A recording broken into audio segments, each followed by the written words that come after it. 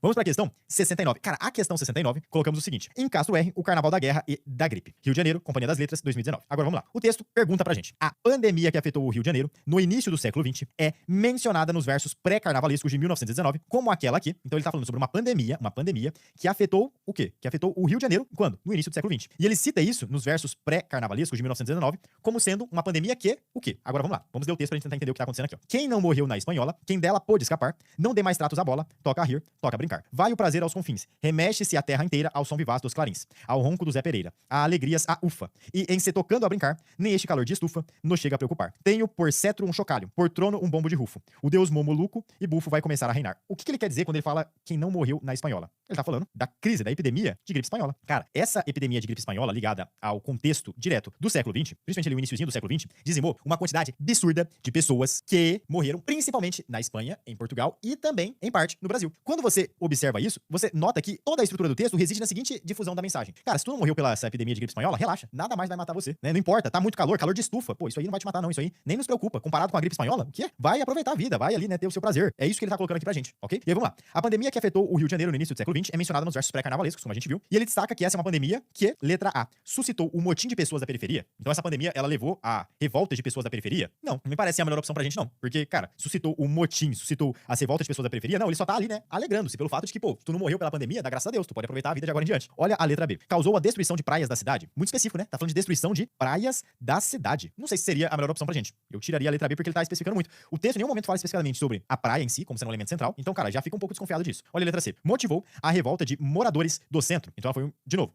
uma pandemia que levou a essas revoltas por parte dessas pessoas do centro. Também não. Veja aqui, velho. A letra A e a letra C estão falando meio que a mesma coisa. A letra A fala de revolta, só que de pessoas da periferia, e a letra C fala de revolta, só que aqui nesse caso de pessoas do centro, não de pessoas da periferia. E, cara, o texto não fala sobre isso. O texto fala muito mais sobre a ideia de que ela foi uma pandemia, uma epidemia. Epidemia, né? Não pandemia. Ela foi uma epidemia devastadora, deixou muitos mortos, e é isso. Não tá falando sobre revolta, não tá falando sobre destruição de praia. Olha a letra D. Provocou o passamento de habitantes da capital. Passamento de habitantes da capital. Cara, falando pra você, eu não sei o significado de passamento. Então não vou nem excluir, porque passamento de habitantes da capital, não sei qual é o significado disso, vou deixar isso aqui de lado. Olha a letra E. Ocasionou o isolamento de residentes do subúrbio. Então quer dizer que essa pandemia gerou o isolamento de residentes do subúrbio. O que são residentes do subúrbio? Geralmente, o subúrbio é a pessoa que tá mais na região da periferia. E quando eu falo que ocasionou o isolamento desses residentes, eu tô falando que essas pessoas, elas acabaram sendo isoladas, né, ali naquele ambiente. Cara, não me parece ser muito legal a letra E, não. Por quê? Porque você acha que a gripe espanhola, ela vai afetar só o cara que vive na periferia? Só o cara que vive, poxa, no subúrbio? Não. A epidemia vai afetar o cara que vive no centro e no subúrbio. Então, se provocou o isolamento do residente do subúrbio, concorda comigo que tem que ter provocado o isolamento do cara que vive também no centro? A letra E, ela tá meio que restringindo a informação. Eu não sei o significado de passamento, mas eu marcaria a letra D. Eu marcaria a letra D. Genuinamente. Passamento. Vamos tentar. Cara, passamento. Cara, eu juro, eu não consigo fazer nenhuma associação. Passar. Passamento. Passar. Cara, não sei o que é passamento. Caraca, eu não sei, não faço ideia. Passamento. Se for alguma coisa do tipo, provocou a morte de habitantes da capital, se passamento tivesse ideia, faz sentido pra gente. Aí eu marcaria a letra D. Mas pela exclusão das demais opções, a letra D é que parece melhor. Porque a letra A, a letra C e a letra